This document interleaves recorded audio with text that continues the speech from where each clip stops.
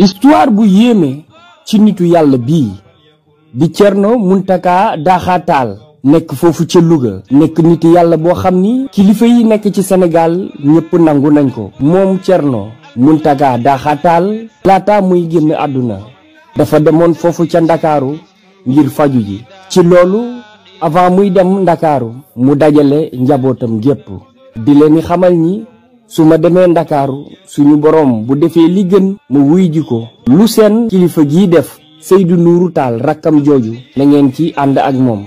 moom Thierno Mountaga Daha Tall bi mu demee Ndakaaru te la wuy joo suñu borom ci atum 1957 jàpp 1958 ñu daat koy dencoon foofu ca Dakar ca cimetière Betuwaar. bi loolu amee ci dundu Seydou Nourou Tall laata muy génn àdduna Thierno Mountaga Daha Tall ma nga foofu ca Ndakaaru tëdd ci cimetière Betuwaar yooyu. kii di Seydou Nourou Tall rakkam jooju bi mu wuy jee suñu borom fekki ko ci la wàllu yàlla bii di Thierno Mountaga Daha Tall daa di feeñu kenn ci njabootam jiite woon xalif de la famille omarienne foofu ca Louga di Cheikhu Umar Mountakha.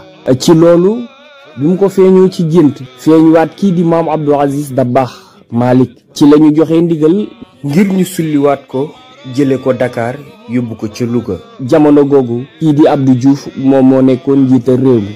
kii di président Abdou Diouf dafa bañoon bi ñu demee moom Abdou Diouf daal di mujj a nangu waaye tamit jox ndigal kii di ministre de l'intérieur jamono googu Jean Collin moo nekkoon ministre de l'intérieur.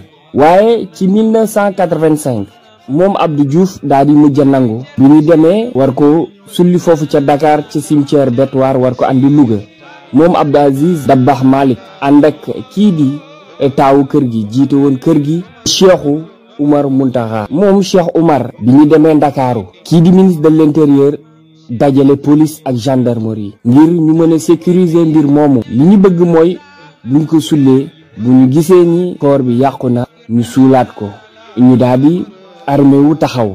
bi ñu ñëwee ñu bëgg ko sulli fañ ko njëkkoon denc histoire bu yéeme xew fa. ndax fiñ ko dencoon bi ñu demee di ko fa sulli fekk ñu fa corps ba. ma Abdou Aziz ci baatin daal ni leen corps bi dafa déplacé wu benn jigéen ju ñu dencoon ci wetam ci baatin loolu moo tax corps bi déplacé wu. mu won leen fi góor gi tëdd. biñ ko sullee ñëpp yéemu ñëpp jaaxle mu nekk mbir mu yéeme.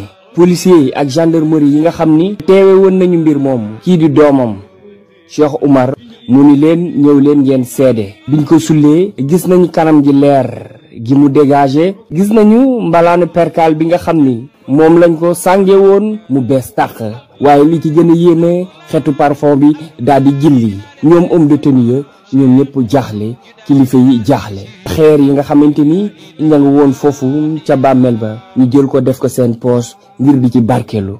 ñu daal di jël corps bi jubal si Louga. ñi ñëwee ba Thiès mu commencé di taw bu metti ba ñuy agsi Louga. waaye laata ñu koy denc suñu maam El Hadji Majib Diop moo ko jiite woon ngir ñu jullee ko laata ñu koy denc foofu ca Louga. moom Thierno Mountaga Daha Tall am na 28 ans ci suuf te bañ ko sullee yaram bi dara yàquwuti moo tax Sénégal suñu mag ñu baax ñi nañ leen fonk.